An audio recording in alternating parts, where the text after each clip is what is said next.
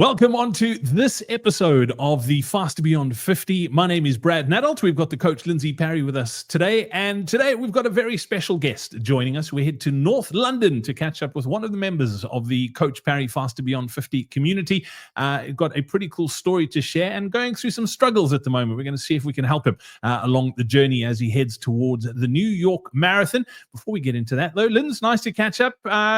Things going well your side as we head closer to Berlin for you? Yeah, 100% can't complain. Look, had to have an attitude shift and just like everyone listening to the podcast, I've just had to accept that I'm getting slower, and I need more recovery. So yeah, no, working hard, change a lot of my eating habits, definitely change my sleeping habits, and change my training habits. And that's what the podcast is about. And I'm now walking the walk, as they say, Brad. And I've got to say that I'm starting to enjoy running again. I was in a bit of a dark hole not so long ago. Yeah, definitely in the thick of things as you build up to Berlin. I've officially started my Cape Town Marathon training plan. So we are both training for marathons after my little hanging out on the dark side after Comrades. And our guest today is also training for a marathon in the Big Apple, the New York Marathon. And it's a great pleasure to welcome onto the podcast today, Stephen Moon. Stephen, welcome onto the podcast. Great to have you with us. Yeah, nice to meet you guys. Yeah. It's 97 days to New York Marathon, not that I'm counting. As we recall that 97 days to one of the world's majors. Beautiful race. Lindsay's run it. I haven't been lucky enough to run it. We're going to be talking lots about that as well. But before we talk a little bit about the training, tell us a little bit about sort of how you got into running. You told us before we started recording that you're not really a runner. I know you do come from a bit of a cycling background as well, but you've had a couple of big crashes of late, and now you've got the running bug has bitten. Tell us a little bit about your background. Yeah, I used to run when I was a youth. So and then around about 40, I got a couple of knee problems, and I got that tired old advice from a consultant orthopedic surgeon who just said, "You're too big to run, give up." So I stopped running around about the age of 40, and I took up cycling seriously. And actually, I've cycled since I was a kid. So I managed to cycle for 50 years. 50 years without a scratch, and then in 2023, in May 2023, I was competing in an event here in London called Ride London 100, and somehow an e-bike got on the course and went out of control, and a rider hit the ground in front of me. I hit the rider and spent a couple of weeks in intensive care. The story doesn't end there, actually, but I'll come to the second part. Yeah, so I was in intensive care. I had 15 fractures and a punctured lung. And after that, I started to think about running. And I actually visited the New York Marathon, which again, I'll mention later. I met a very inspirational guy. Anyway, so, and then 11 months later, after 50 years without a scratch, I was going to have my last big bike ride before starting to train for New York Marathon, and holy heck, I fell off again. And this time I ended up in intensive care in Girona in Spain with 12 fractures and a brain bleed. So I managed to go from 50 years accident-free on the bike to 27 fractures, a punctured lung and a brain bleed in 11 months. So safe to say all my bikes went on eBay and got sold. And then I invested. Then I thought running was a cheap habit, and I invested a lot of money in running shoes and running gear. And I suddenly find that running isn't as cheap as you think either. No, the falls are a bit less high impact, though. That is for sure when you're running. But that is incredible. Yeah. And the cost of the shoes is spread out. But after 3 or 4 years of running, you probably bought a bike. So yes, it's not weirdly, I actually did it. I'm not really a maths nerd, but I did a calculation. I went, this is what the wear on my shoes is supposed to be. This is when you're supposed to replace them, and therefore it's 60 pence a mile. And that's actually, if you do the sums, if you buy a pair of gel Kayanos in the UK and then do the ideal mileage and divide it, it's 60 pence a mile for your shoes. which was quite a shocker, really. That is too Yeah. funny. Tell us a little bit about the inspirational story that made you decide you wanted to run the New York Marathon. Yeah, I used to work in sports nutrition, and we were one of the sponsors of New York Marathon in 2023. So I got to go over there, and I got to sit in some fancy VIP area near the finish line. I was recovering from an accident at that stage, and I sat in the stand, and I ended up sitting there for hours. So I watched the quick people come in. And then I watched the 3 hour people come in, and I just sat there and I'd been fascinated by the story of Tommy Rivs, who's the American ultra runner who got what was supposed to be terminal lung cancer, and I knew he was out on the course, and I was sitting in the stand still feeling a bit stiff from 15 fractures, and I knew this guy was out on the course, so I thought, I'm going to sit and wait. And I did. I sat and waited, and I think it was 4 hours 41 I've got in my head. Tommy came in at 4 hours 41, which I thought was incredible given the guy being on death's doorstep. And I looked at him cross the line, and he bent over and put his hands on his knees. And at that moment, I went, I'm going to run this marathon. So yeah, that's actually, and because we were in, I was sort of had some involvement commercially with New York Marathon. I was able to finagle an entry. So it was actually seeing Tommy Rivs come over the line for me that was, I'm going to do that. And I'd seen a lot of other inspirational people, and I'd seen some people who I would regard as my age, like, and I'd seen those people finishing in reasonable times. I thought, well, listen, I can't do the bike anymore, but I need a challenge. So that's how I ended up signing up for it. Awesome. And you posted in our forum. It's about a week ago that you posted a forum. It was quite a raw, honest post. And you sitting in a situation now where you're thinking, I might need to give up on this. And tell us a little bit about what's going on sort of in your running. And I know you've got some questions for Lindsay, and I'm sure Lindsay will have a few questions. But what's going on that's got you in this point now where you less than 100 days away from New York? The plan was to do it, and now you're thinking, you know what, maybe I don't have it in me. Yeah, it's well. I mean, firstly, I would say that I signed up. I signed up to the Coach Parry service last September, so I'd now recovered from my second accident. I thought I'm going to give New York a go, and I found it tremendously. I found it tremendously helpful. Firstly, I've got access to any sort of training plan that you can think of, and I actually track through them. I started with a 5K plan, and I'm now on a half marathon plan, which this week's the last week. And so I found it incredibly useful that there was a lot of advice there, but I also found it equally as useful, if not more useful, that there is a forum for runners over 50, and I'm well over 50. I'm 68 now, so you might need to start one for really ancient people. But I found the practical running advice. This is how you do it. But then the fact that I could then go on this forum and ask any question, and you get other members will respond, but also you've got this team of really, really competent and committed coaches. So I can put a question on there, which can be the dumbest question ever, like which foot do I put my shoe on? And then you'll get a really, really qualified coach who'll come on with just a nice piece of advice that you need right there and then. So for me, the whole thing has been tremendous. So I went 5K program, 10K program, something else program. I'm now on half marathon. I had a bit of winter flu that stopped me, but I've just kept plodding on. I've just kept plodding on and making progress. But I've got some real gems, and the one for me, and I guess everyone over 50 will smile, because I guess we all have to go through it. I hadn't figured out how to slow down, and it was only when the coaches, Devlin and whatever, said slow down that I thought, whoa, yeah, now I get it.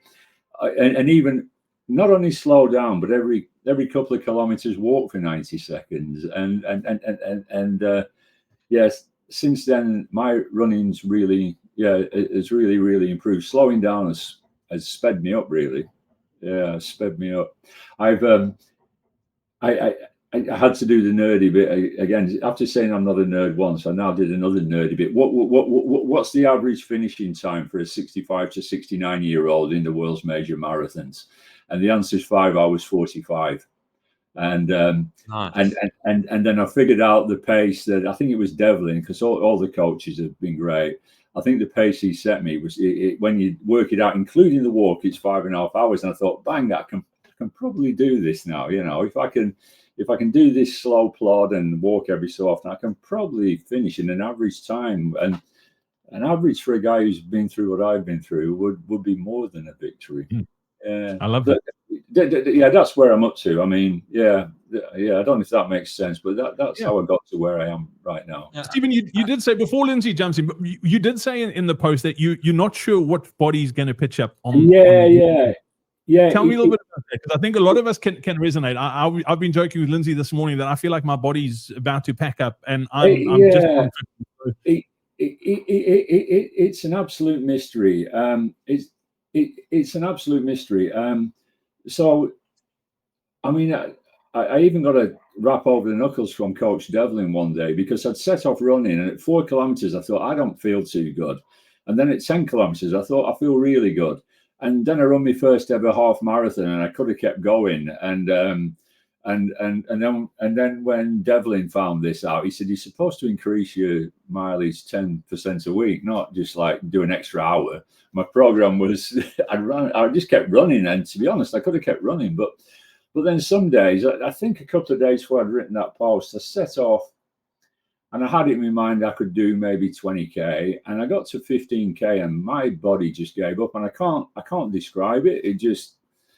It wasn't going to cooperate anymore. And yeah, I mean, I guess you can figure out from the way I've bounced back from some fairly major physical injury and pain that went with it. I don't sort of wimp out, but a couple of days my body's just gone. I'm not having it, and I can't even pick the day. So I can regularly run the half marathon distance now at my plodding pace. But some days, 15 kilometers, boom, forget it. And I took my biggest fear is actually flying to New York, turning up, and on the day of the marathon, my body goes, yeah, it's a 15-kilometer day today. That's my biggest fear. Yeah, and look, and for me, that's kind of maybe not a bad place to jump in. And it's always hard on our bad days. We never want to make too many decisions on our best days or our worst days. That's the reality. Your best days, you will get yourself thinking you can do 4.5 hours for the marathon, and you'll go out, and that'll be maybe not terminal, but it'll certainly make for a horrible day. And on our worst days, you'll be like, there's no way I'm going to be able to do this.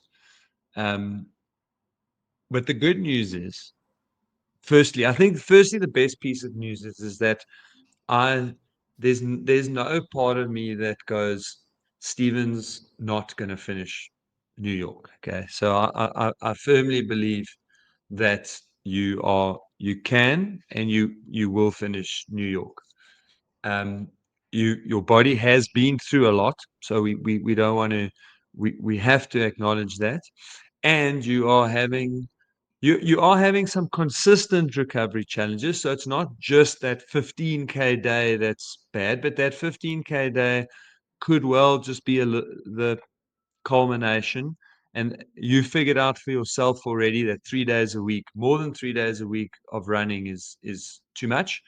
And it probably, if we had to go back through since September, I think 4-day weeks would possibly just have the 15k days happening more often. Mm-hmm. So I think that, and we can work with that. Like, that is really not a problem. One of the questions that you've asked is, would watt biking help? And it would help. Is it necessary to get you across the finish line? No, I think we can work with the 3 days a week of running and the 2 days of strength. We could certainly try the watt bike, because if it works, it will help. But we've got to make sure that you are recovering well. And I think that's kind of where I want to to drive this with you is that I think that you need more recovery than most people with a similar training history. So, okay, you don't have the running training history, but you've got a big training history. So you definitely need more recovery. That could very well be linked to those two massive accidents and what your body has had to do to come back from that. And you are doing the strength training, which I just think come marathon day is going to be a huge advantage. And then there are kind of two things that I would change specifically for you. We have to focus on and track your recovery and make sure that you're recovering well enough, because the fewer 15K days you have between now and New York, the better it's going to be for you mentally. The second thing that and the things I'm talking about now are psychological. We'll have other things that we'll talk about. But the second thing that we have to do for you is we got to just build you up differently. Okay. And that ties into the recovery. So instead of going 21, 23, 25, 30, we've got to, over these weeks, split it out so that we kind of go 2 forward, 1 back, 2 forward, 1 back, build that slower so that you get far enough on one single run, far enough that your brain is like, cool, I can do that.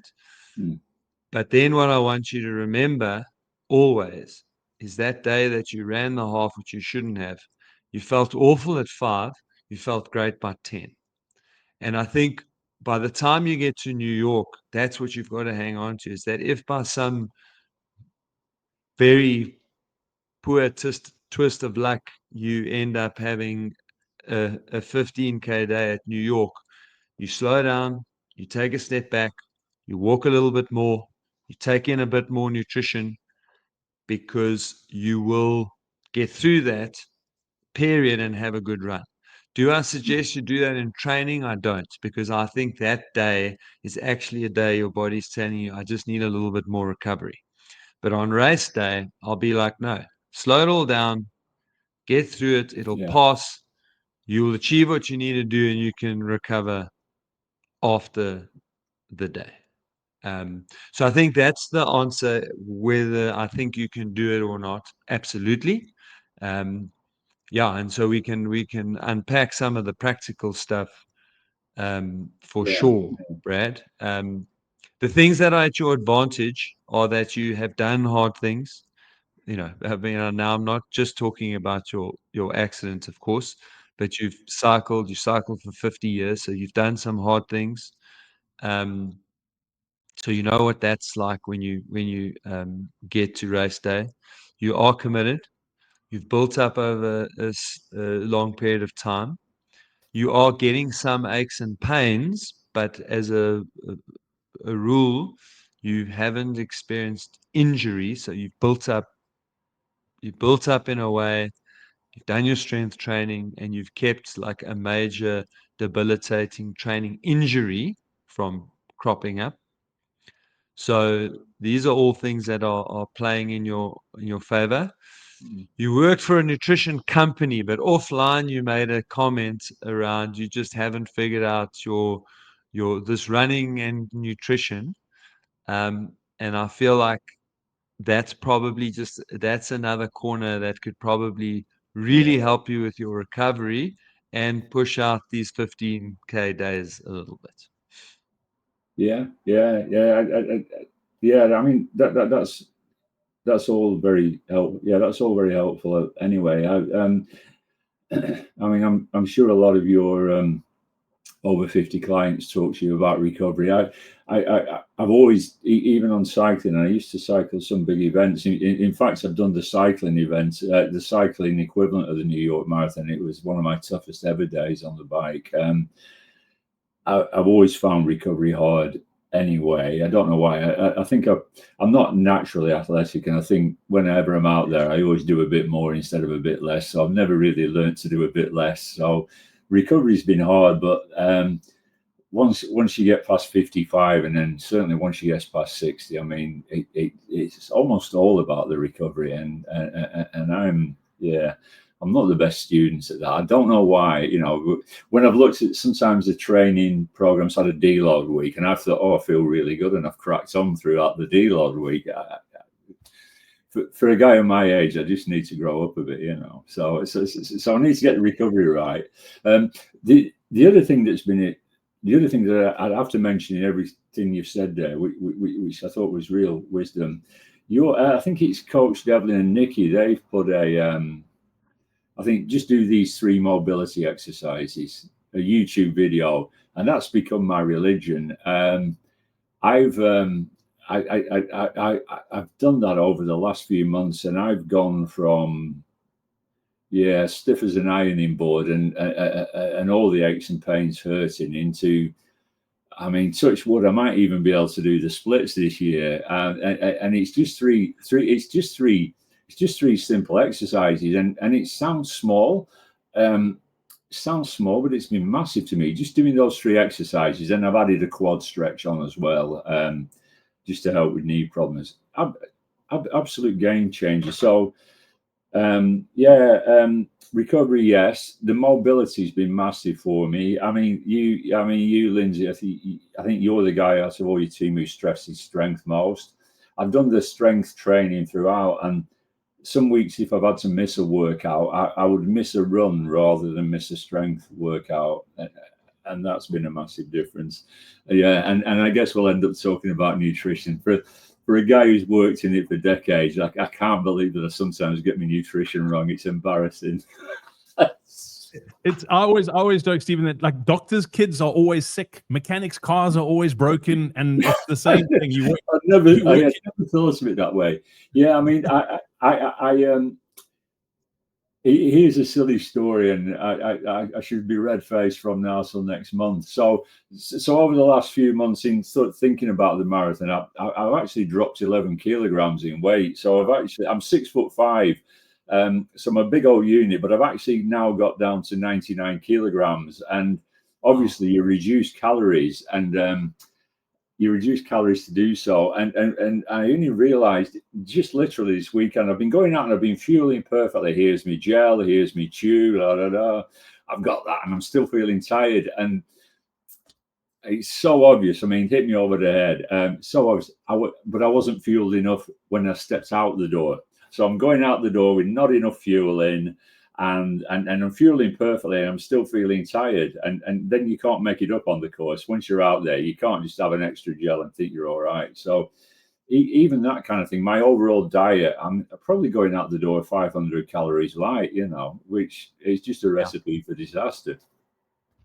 No, totally. And I mean, if you do want to still lose a little bit more weight, but not have it impacting on the performance, probably going out the door at 200, maximum 300 calories light, and then fueling for your exercise. That's so. Look, that's encouraging though, because it tells me you're not far away from the mark.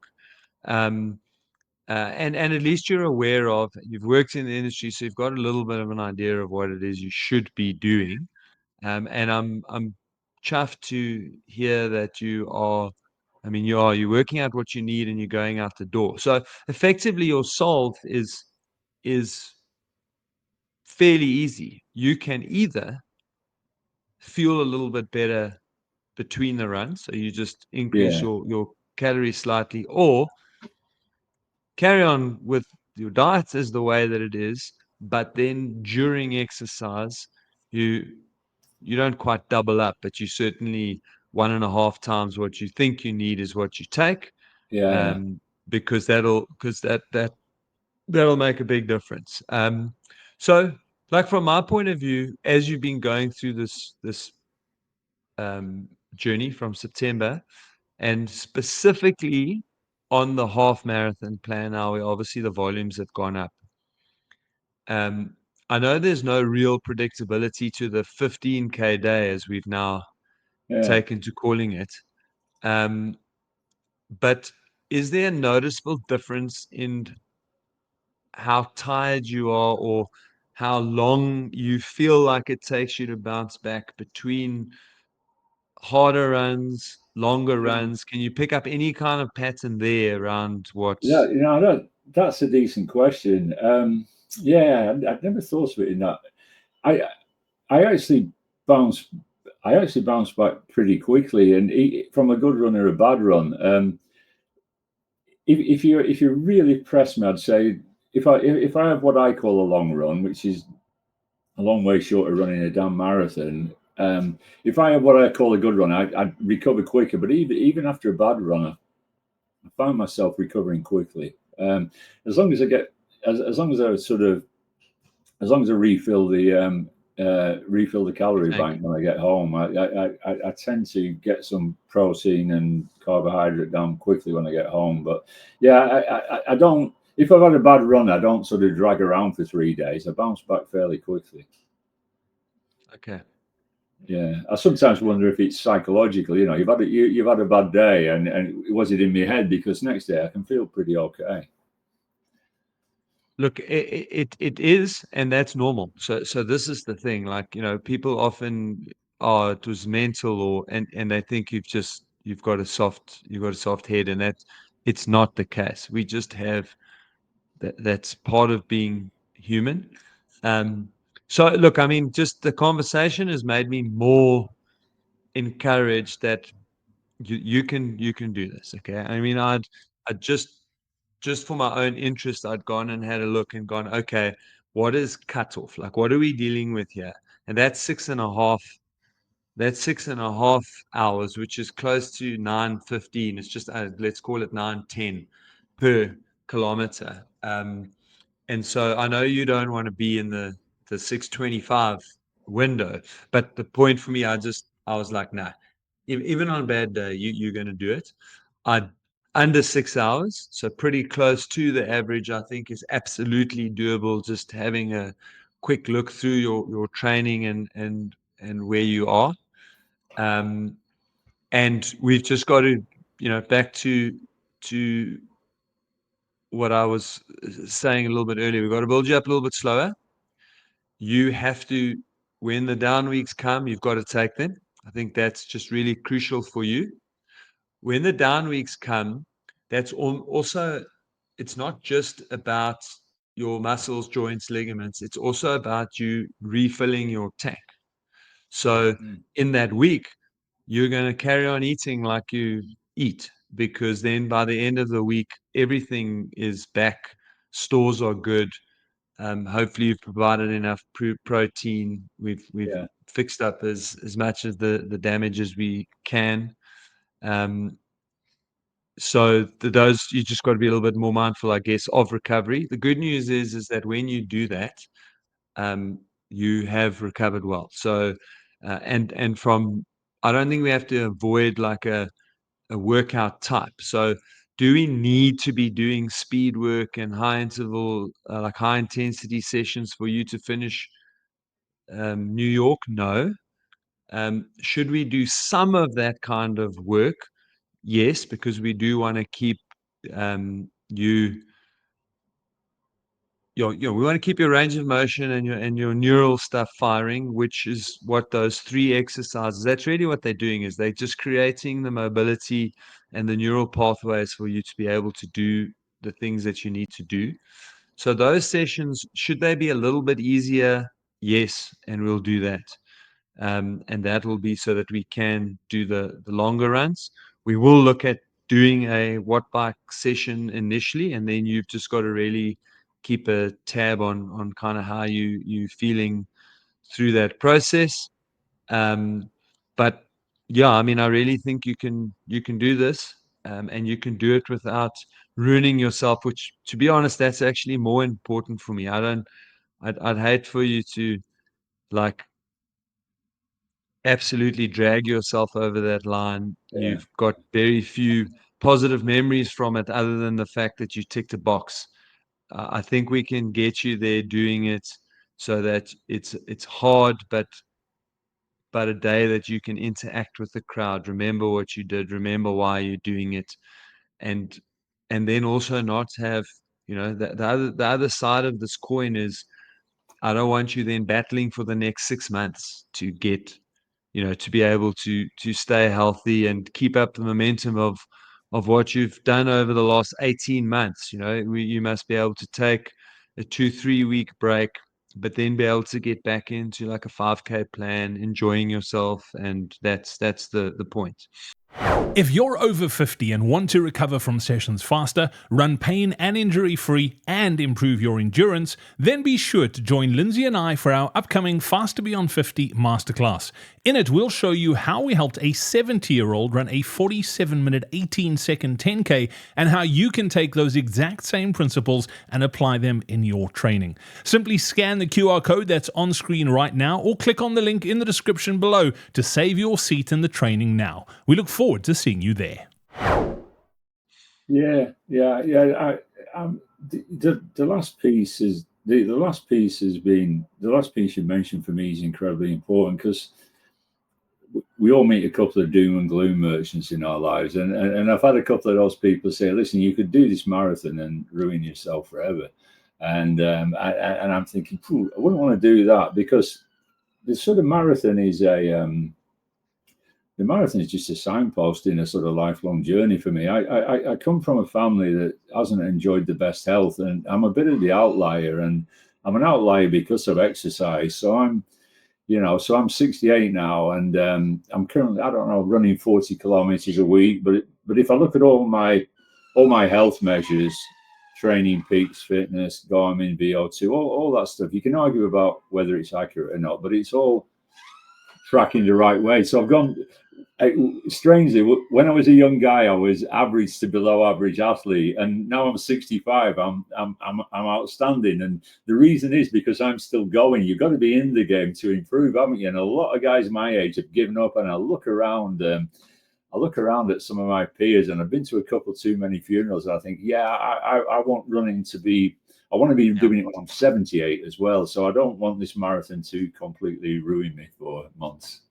Yeah. It's going to be hard. Look, hard's fine, but I don't want it to ruin me for months.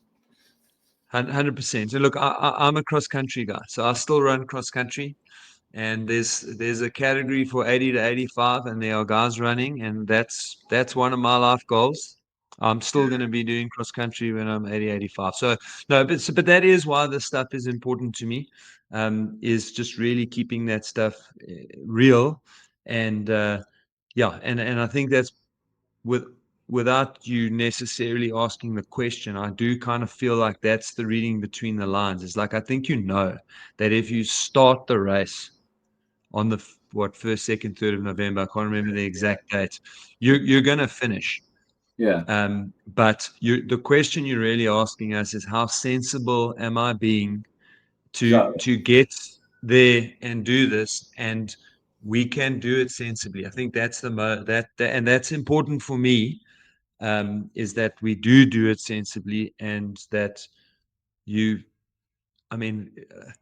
do this for enjoyment. But I'm sitting here trying to think to myself when I've ever truly enjoyed a marathon, and I always come back to I always enjoy parts of it. I remember the good.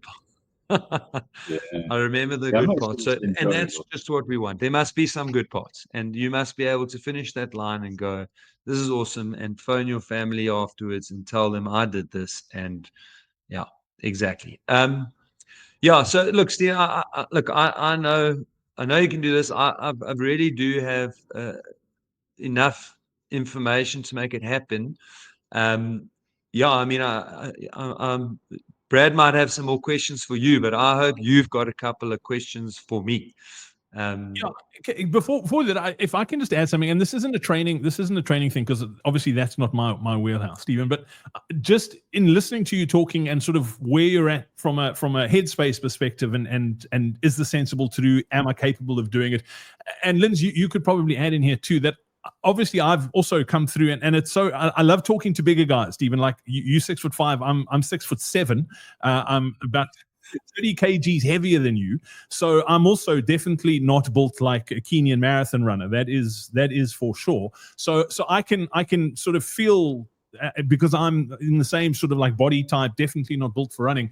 And marathons are hard. But one thing, and you would have known this doing Ride London, on the day, in a race like New York Marathon or Ride London, the crowd is, and the atmosphere and the vibe, I always joke that like you could take somebody off their sofa and put them on a bicycle or put them in the New York Marathon, and they'll make it. They're going to struggle, but they'll probably make it halfway just because it's so exciting and it's like really so. Like the atmosphere and the vibe counts for at least a third of the race.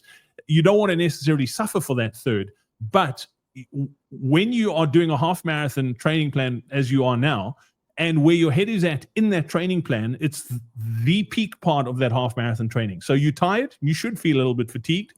Obviously, we build in recovery there, but it is normal to be questioning, man, I need to do double this from a race distance perspective for New York. Am I capable of doing it? And the short answer is yes. So you're supposed to feel that way in this training block. You're supposed to feel a little bit tired, but you can definitely do it. The question is how sensibly, as Lindsay said, do we get you there? Because as Lindsay said, he doesn't have a doubt that you can do this. I also know that you can do this. You're doing the work. You've been sensible in the build-up. It's not like you've decided at 68 that you're going to get off the sofa having done no training whatsoever in your life at all. You're going to go and run the New York Marathon. So it is definitely doable. And yeah, I think it's just making sure that we get you there. So I don't know if you've got any questions for Linz. I know, Linz, you are. So, Brad, just to round that comment off, it's actually so true, and we forget about this stuff. So the big race in South Africa, the Comrades Marathon, 55 miles, 89 kilometers. To be honest, it's a very similar process. People who've never done an ultramarathon before will do their marathon, which they have to do in qualifying. And that's the exact thought process. It's like, okay, wow, I just did 42Ks. How am I going to do that again? So again, just to also understand that actually you're going through a lot of normal things. But of course it is different when you are 45 versus 65 plus. It is different because the question feels different and it does have different consequences. I think that's also part of the what we got to go through. Yeah, that's decent mind reading from Brad, because when I had me sort of feeling sorry for myself day a couple of weeks ago, and told a couple of friends I wasn't going to do it. I couldn't do it. It's because I'd done this day. And I run around some magnificent areas. I run around places like Hyde Park and Regent's Park in London. So I run around the Royal Parks, and my finish is past Buckingham Palace, down Pall Mall, and then there's a set of steps, and I sit on the steps, and I sat on the steps. I thought, whoa, half marathon.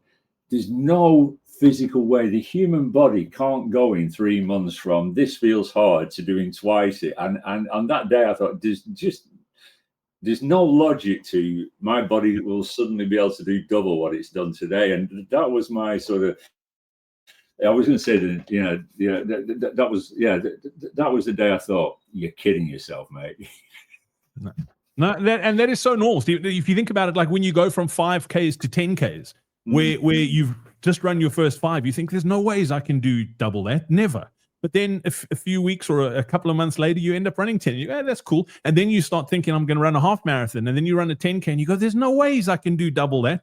And this process is exactly the same. It's, the human body is amazing. Like, I mean, if you think what you've bounced back from over the last 18 months to be in the position you are in now, where you are less than 100 days away from the New York Marathon. And yes, you are having doubts, but I mean, it's just phenomenal. Of course you can. Like, it's just, absolutely. Yeah, the human mind is incredible. When I got knocked off in Ride London, I was led on the ground, and I was smashed to pieces, and I was feeling like I was suffocating. It was because the punctured lung was filling up with blood and fluid. And when I was on the ground, I just thought, I'm going to be really positive here. And then from that second, even from the first ambulance person and everyone helping me, I was polite to everyone I met all through my recovery. The woman who came in and cleaned the hospital ward and everything, and even when I thought, man, I could die here. I'm down here. I actually thought if I don't get up, I'm gonna die. But I also some part of your human mind goes, be positive here. And from that second, even when I was still wrecked on the ground, I thought I'm going to be positive. And And actually, I made a bet with myself 2 days later. I said, I'm going to ride a bike within 2 months. And 2 months later, I got on my bike and rode it down to meet some friends. But this sort of bit of grey matter up here, yeah, it can do a heck of a lot. It can make the body do a lot of things. He says now talking himself into being able to do a marathon. The human mind's pretty hardcore. No, and you're going to go, Stephen, you're going to go through patches, just like you did with your recovery from the accident, where you go through patches where you go, man, this is so hard. I don't know if I'm ever going to be the same again. And you've had that on a bike where you're going, this is so hard. Like, I don't know if I can finish this thing. And you're going to have the same moments in the build up to New York Marathon and during the race. And the good news is those bad patches don't last forever. The bad news is the good patches don't last forever either. That's the truth of it. So no, that's the big cycling thing. Actually, when I went and did the New York Grand Fondo on the bike, people always go, well, New York's flat, isn't it? And actually, if you go out into New York State, it's pretty gnarly. That was a rough old day on the bike. I was on the bike for 7 hours. Actually, it was hard. And you're right, during it, at some stage, you thought, I'm cooked here, and then half an hour later, you're thinking, yeah, I've got this. I can win this thing. I'll probably do Tour de France next year. I'm probably going to go for it. I love it, Stephen. Have you got any specific questions for Linz while we've got you on here, or does that help you for now? No, that's really helpful. As you know, I'm doing a separate coaching session with Lindsay anyway. I did one with Nikki right at the start, and I found every so often just coming back and booking one of these sort of 30, 45 minutes with one of the coaches at Coach Paris. It's a great reset for me. So I don't really want to nerd out in massive detail on a podcast, but yeah, I'm good. It's been extremely helpful. In fact, one of the biggest things is that you're 6'7" and weigh a lot more than me, and you've done one. So I'm game on now. Yeah, and it's funny, Stephen, because I mean, Lindsay was talking about Comrades. So I ran Comrades at the beginning of June, so 56 miles, 90 Ks. And the mental side of it is exactly what you're experiencing. Like when I ran a marathon in February, I was like, there's no ways I can do double this. And then it was like, run an ultra. I was like, oh, I've got to go and do a bit more. And how am I going to do this? So it's so normal. You are where you're supposed to be. And yeah, you just got to keep going. And I just want to acknowledge you and thank you. You've been amazing in our forum just with regards to sort of like the honesty and rawness of posting things like this. It's not like often people want to portray that everything's going swimmingly well and it's easy to, and that's not the case. Like we all go through struggles. So I want to acknowledge you and thank you for posting that in the forum, because I think without you knowing it, you're helping so many people who are going through exactly the same thing that you're going through right now. So yeah, thank you. I've had a tremendous, coming up to a year with you guys, and the forum has been tremendous. And I think as humans, we're all, a lot of people are very prone to try and portray a perfect life on social media, and I'm the opposite. I always figure if you show a bit of vulnerability, what actually happens is people arrive with a bit of help. So if you show a bit of vulnerability, people don't tend to throw stones. They'll come along and say, well, have you thought about this? And that's what you get out of just being honest in any forum, really. I love that. Stephen, thank you so much. Really appreciate it. And yeah, I'm sure this call is going to help tons of people as well. So we look forward to catching up again soon. All right. Thanks very much, guys. Speak soon. Cheers.